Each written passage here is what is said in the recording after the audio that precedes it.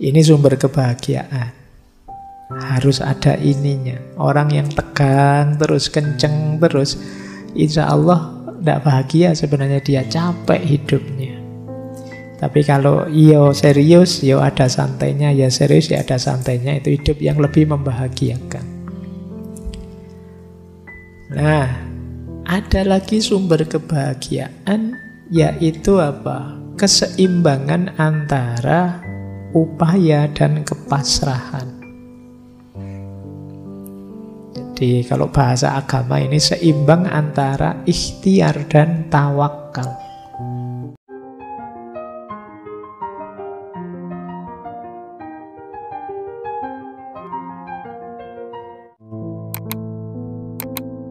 Kata Russell di buku itu menarik. Jadi secara umum kita selalu menganggap perspektif dan perilaku kita selalu benar, murni dan baik. Sehingga ketika orang menyinggung kita secara negatif, kita pun marah. Dan setiap waktu mewaspadai singgungan yang negatif tersebut. Russell mencontohkan peradaban gosip. Ini kan banyak peradaban gosip itu, jasanya medsos itu. Orang itu biasanya sulit untuk tidak menggosip tentang temannya. Alah, siapapun dia, kata Russell, pasti pernah bergosip tentang temannya. Kalian yang merasa orang tidak pernah, Pak, saya gosip, cuma teman saya yang itu loh, Pak. Ayo podo itu gosip temanmu yang seneng gosip. Kata Russell, tidak pernah. Orang itu tidak menggosip temannya. Cuma kadang orang tidak sadar dirinya sendiri tukang gosip, yang disalahkan tukang gosip yang lain. Kalau orang menggosip tentang dirinya, dia marah-marah, dasar orang tidak ngerti agama, ghibah terus. Padahal dia sendiri juga begitu. Loh, kalau saya bukan ghibah ini, Pak, iktibar, Pak, pelajaran kalau yang jelek-jelek. Nah, akarnya mental kayak gini apa? Kamu menilai dirimu terlalu tinggi, menilai orang lain terlalu rendah. Kamu menganggap orang itu jelek semua, ingin memperlakukanmu jelek terus. Seolah-olah semua orang itu melihat kamu dan ingin menyusahkanmu. Ini namanya persecution mania. Biar tidak ada rasa ini apa? Nanti Russell memberi 4 tips. Biar kita tidak merasa dikejar-kejar jeleknya orang lain. Yang pertama apa kata Russell? Ingatlah bahwa kita itu tidak sebaik, tidak semurni seperti bayangan kita. Kita juga ada jeleknya. Kita akan sering merasa, aku itu yang benar, aku itu yang lurus, aku itu yang putih, yang hebat, yang murni. Enggak kok, kita juga ada jeleknya. Jangan merasa terlalu putih, terlalu baik. Enggak, kita juga banyak jeleknya. Ini membuat kita tidak memvaluasi diri kita terlalu tinggi. Yang kedua apa? Iya, kita punya kelebihan, tapi ya jangan dilebih-lebihkan. Itu membuat kita terlalu tinggi menilai diri kita sendiri. Jadi 2 yang pertama ini penting untuk kita tidak terlalu tinggi menilai diri. Yang ketiga, jangan dikira orang lain memperhatikan engkau sebagaimana engkau memperhatikan dirimu. Ya contoh sederhana ya, kadang-kadang kalau kita jalan misalnya di gang, terus di pinggir jalan ada orang duduk, itu kan rasanya orang itu nonton kita semua, menatap kita semua. Wah, kamu merasa kayak orang diperhatikan gitu. Padahal yang duduk di pinggir jalan cuek-cuek saja. Tapi rasa kita begitu. Kita itu cenderung merasa orang paling penting, paling diperhatikan. Siapapun dia merasa begitu. Seolah-olah dunia itu muternya di sekitar kita saja. Nah, dinasehati oleh Russell, ayo kita ingat-ingat bahwa kita tidak sepenting itu. Orang lain mungkin ngomentari kita, tapi mereka tidak akan memperhatikan kita. Biasanya habis komentar ya sudah. Anggap saja orang gosip, bareng-bareng ngobrol. Setelah gosip selesai pulang, ya mikir masalahnya sendiri-sendiri masing-masing. Tidak mungkin dia mikir kita terus. Gitu loh. Teman kita itu loh ya, tiap hari bolos saja misalnya.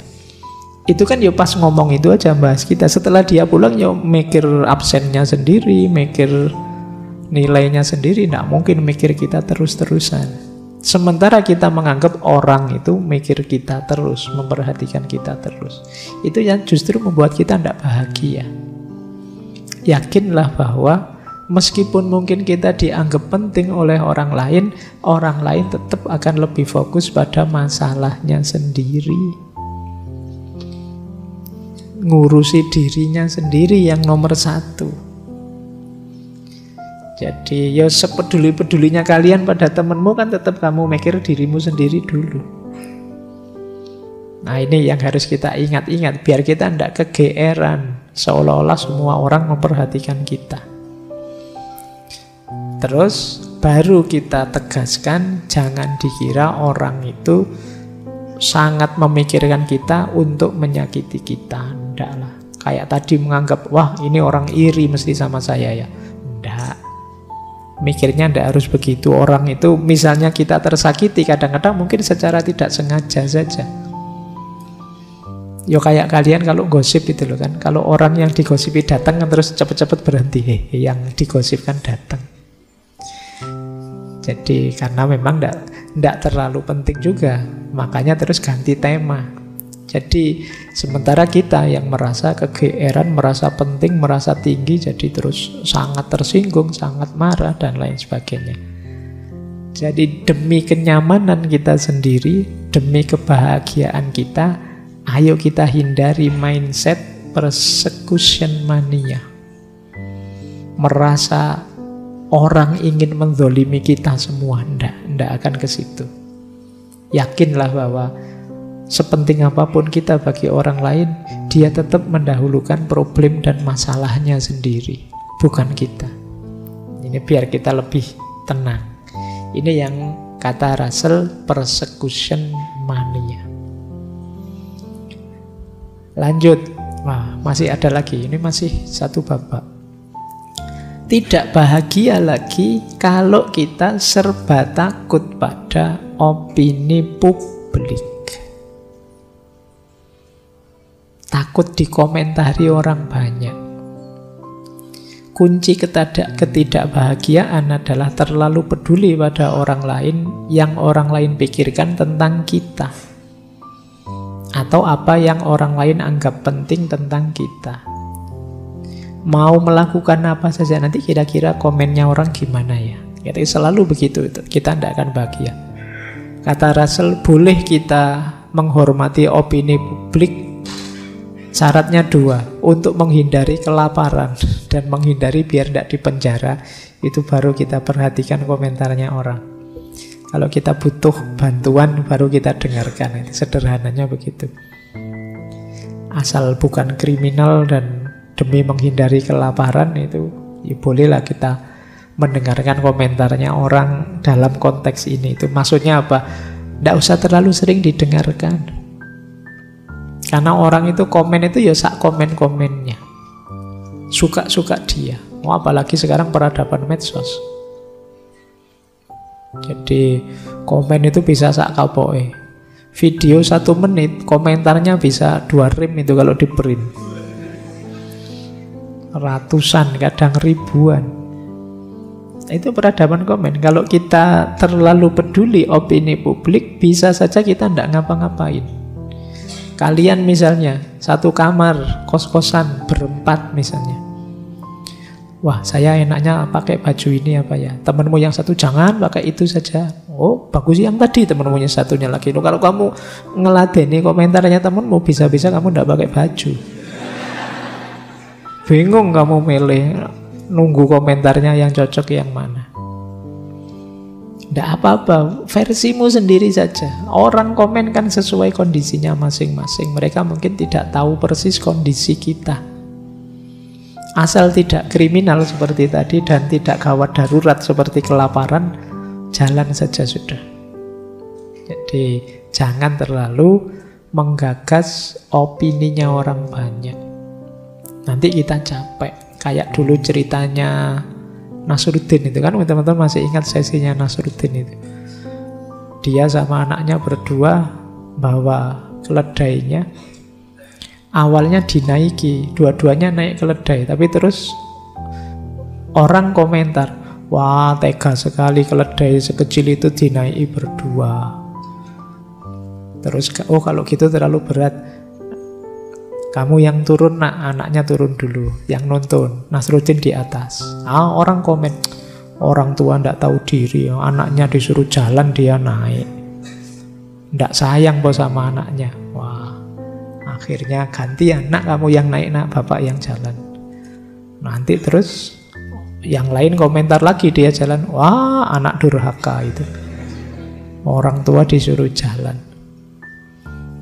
Akhirnya wah semuanya salah nak, ayo kita turun saja, dituntun saja keledainya, dituntun keledainya. Itu pun orang komentar, aduh orang bodoh bawa keledai kok jalan kaki, itu gimana?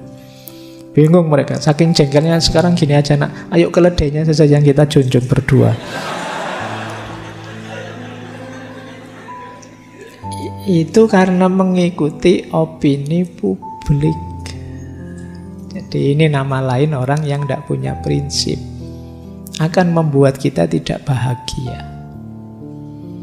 Jadi asal tidak terlalu membebani kita, sekali dua kali kita dengarkan, tapi jangan terlalu ditakuti, karena akan menghambat kita menuju kebahagiaan.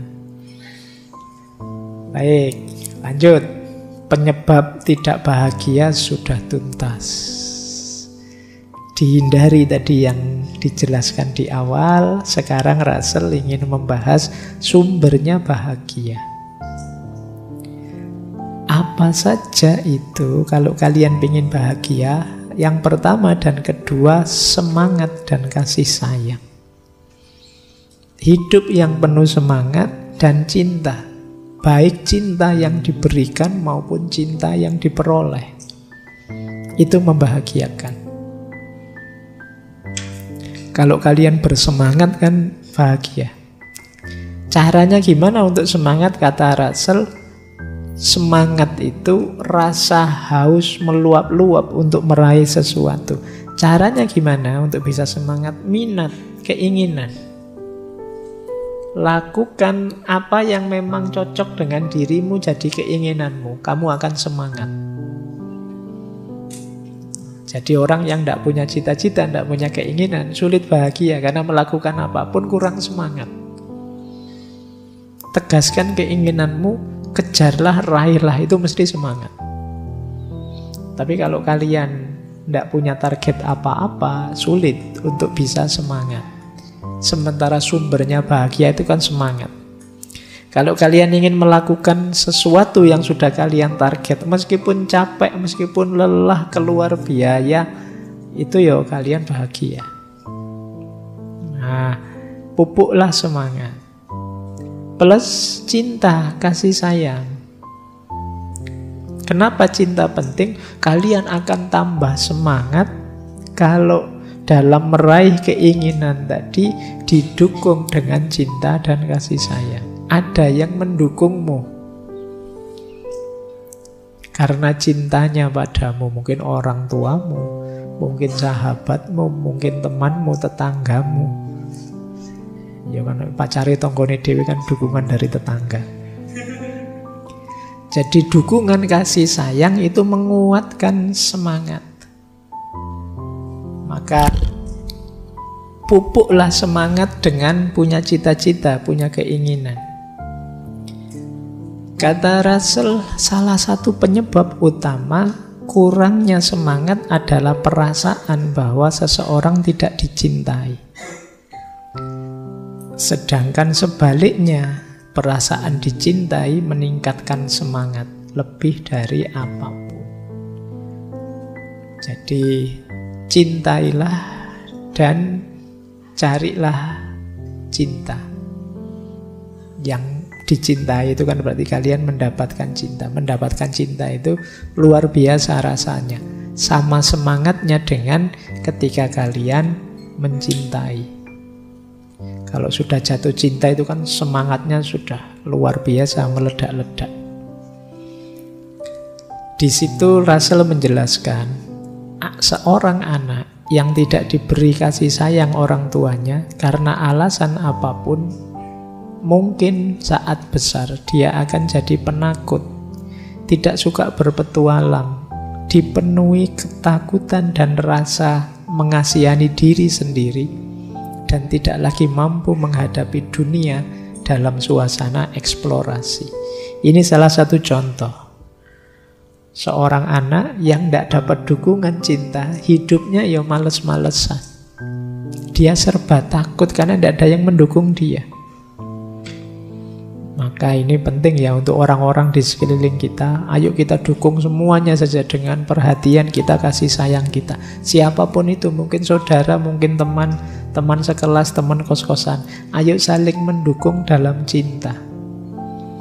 Karena begitu kita sadar ada orang yang penuh kasih sayang pada kita dan mendukung kita, itu kan kita semangat mewujudkan mimpi-mimpi kita.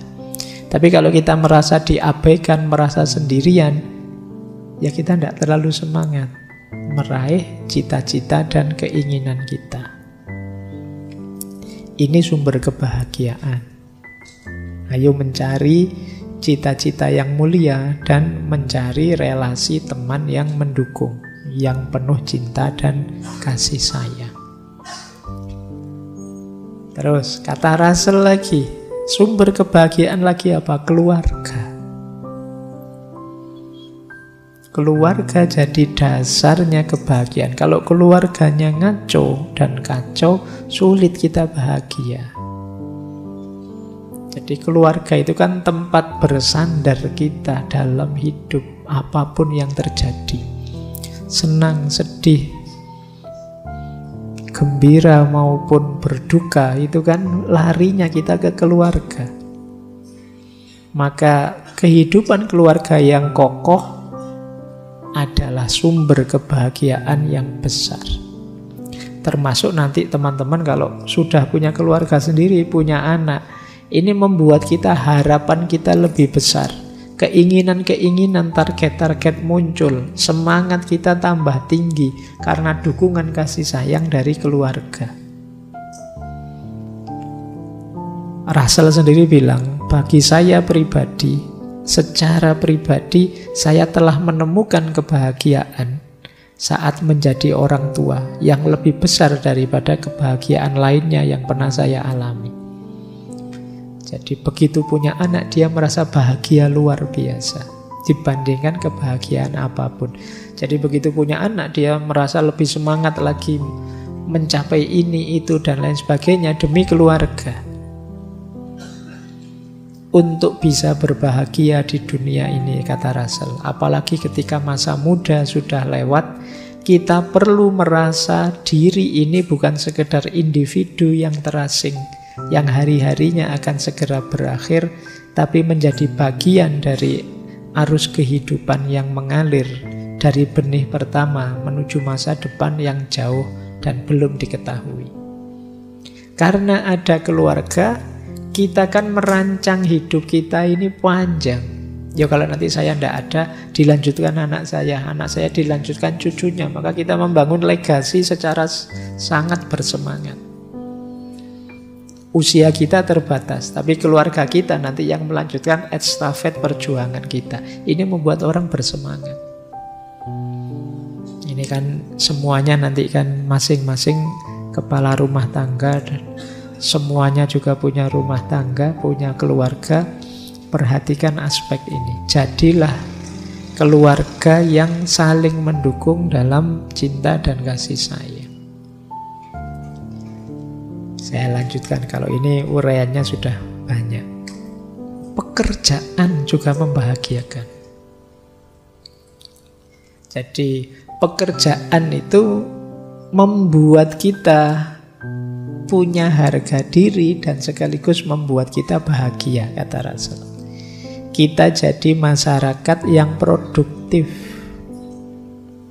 Jadi Asalkan, kata Russell begini, asalkan pekerjaannya tidak berlebihan, tidak terlalu menyiksa diri, memaksa diri, bahkan pekerjaan yang paling membosankan pun bagi kebanyakan orang tidak terlalu menyakitkan dibandingkan bermalas-malasan.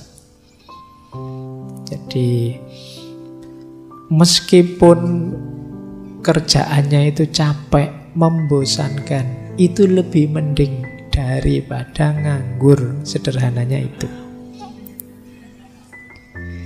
Jadi mungkin berkebalikan dengan beberapa prinsipnya teman-teman, tapi kata Russell begitu.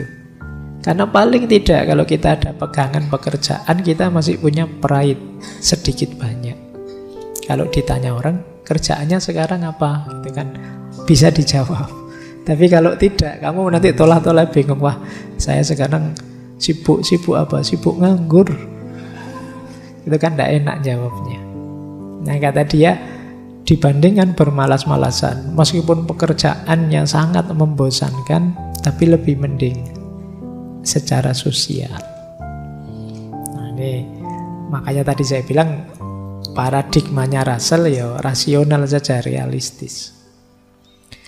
Dan memang bekerja itu adalah hal yang diinginkan, yang pertama dan terutama sebagai pencegah kebosanan. Karena kebosanan yang dirasakan seseorang ketika ia melakukan pekerjaan tidak ada artinya dibandingkan kebosanan yang dirasakan ketika ia pengangguran. Kan beda ya rasanya. Kamu bosan kenapa? Saya bosan Pak kerja terus. Lah kalau kamu bosannya, saya bosan Pak nganggur terus. Itu kan rasanya beda. Yang pertama diinginkan, yang kedua tidak diinginkan. Jadi sederhananya pekerjaan itu membuat kita percaya diri, itu yang membahagiakan. Tidak punya pekerjaan membuat kita agak minder. Dan bagi Russell, tanpa harga diri, kebahagiaan sejati hampir tidak mungkin terjadi. Dan orang yang malu dengan pekerjaannya sulit mendapatkan harga diri. Intinya, pekerjaan juga adalah sumber kebahagiaan. Selain keluarga, selain semangat dan kasih sayang. Ada lagi sumber kebahagiaan apa? Kepentingan impersonal. Kepentingan impersonal itu hal-hal sederhana, santai untuk ngisi waktu luang yang membuat kita rileks, tidak tegang. Tidak serius seperti ngurus keluarga, pekerjaan, keuangan, tidak begitu. Kalau di Russell, kepentingan impersonal itu contohnya membaca buku, nonton pertandingan, pergi ke teater, bermain golf, ya karena mungkin Russell kan bangsawan. Jadi aktivitas rileksnya itu membaca buku, nonton pertandingan, pergi ke teater, ini biaya semua ini. Bermain golf. Yo, kalau kita ya mungkin nongkrong di angkringan, pagi-pagi ngopi, santai, nonton orang lewat, itu yang gratis-gratis saja lah. Tapi kan santai.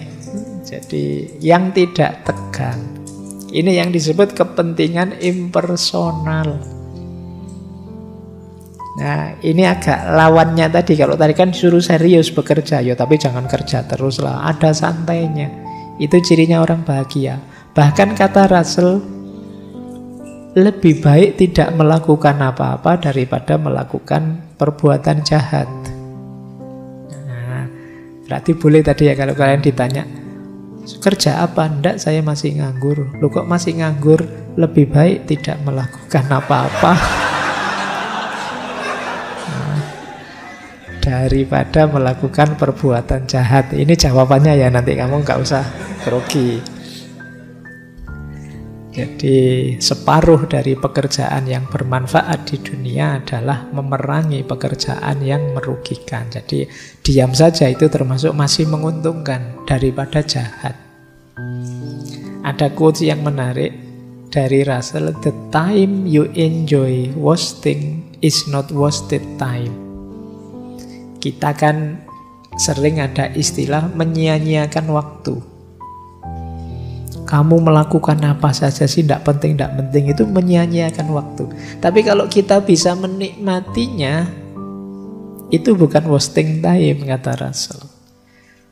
Yaitu kepentingan impersonal tadi. Kamu kok seharian main game saja. Loh, tapi saya senang bisa menikmati. Itu bukan wasting time. Jadi time you enjoy wasting is not wasted time. Jadi di sini dia menegaskan, kalau bahasa hari ini mungkin harus selalu ada me time.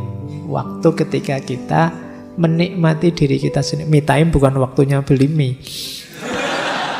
Jadi waktunya kita menikmati diri sendiri. Kalau anak kos kan memang makanannya Indomie, terus jadi sedikit-sedikit me time, sedikit-sedikit me time. Me time itu waktumu menikmati waktu, menikmati keseharianmu. Istirahat, senang-senang, tapi tetap jangan lupa kerja, jangan lupa keluarga yang baik, jangan lupa bersemangat menarget cita-cita dan lain sebagainya. Ini sumber kebahagiaan. Harus ada ininya. Orang yang tegang terus, kenceng terus, insya Allah tidak bahagia sebenarnya, dia capek hidupnya. Tapi kalau serius, ada santainya, serius, ada santainya, itu hidup yang lebih membahagiakan. Nah, ada lagi sumber kebahagiaan, yaitu apa? Keseimbangan antara upaya dan kepasrahan. Jadi kalau bahasa agama ini seimbang antara ikhtiar dan tawakal. Ini karena Russell bukan muslim, tidak pakai istilah ikhtiar dan tawakal. Ini maksudnya sama. Meskipun ini dasarnya rasional saja. Ini yang disebut jalan tengah. Ini ada kalimat menarik, saya potongkan. Jalan tengah antara upaya dan pasrah. Mengambil jalan tengah adalah sebuah ajaran yang tidak menarik. Kenapa tidak menarik? Karena biasanya normalnya manusia itu berupaya mati-matian sampai akhir. Jadi kalau ada pasrahnya itu tidak terlalu menarik. Tapi kata Rasul, namun kebenaran memang tidak selalu menarik. Dan ada banyak hal yang dipercaya orang lantaran menarik, meskipun kenyataannya sangat sedikit bukti yang mendukungnya. Kalau dasarnya hanya menarik, mungkin banyak yang kita anggap benar, ternyata tidak benar. Jalan tengah itulah yang dimaksud di sini. Jadi jalan tengah itu mungkin doktrin yang tidak menarik, tapi secara umum doktrin itu benar. Kenapa benar? Karena kita ini tidak menguasai sepenuhnya hidup kita. Kita tidak bisa memastikan kalau saya rajin mesti nilai saya tinggi. Kita tidak bisa memastikan kalau saya kerja keras mesti kaya. Maka jalan tengah ini yang kita ambil. Ya ada upayanya, tapi juga ada pasrahnya. Jadi tidak semuanya disatukan, pokoknya usaha terus mesti sukses, enggak juga. Ada banyak orang berusaha enggak sukses. Ada yang santai enggak berusaha malah sukses. Dan itulah hidup. Maka harus tengah-tengah. Ya ada upayanya, ya ada pasrahnya. Ini penting, kalian harus ngerti kapan momen untuk pasrah, kapan momen untuk upaya. Jangan waktunya upaya kamu pasrah, waktunya pasrah kamu berupaya. Saatnya menyerah kamu berjuang. Kemarin saatnya berjuang kamu santai, menyerah. Waktunya nembak kamu diam saja. Ditembak orang mau kawin baru kamu heboh. Ya sudah telat.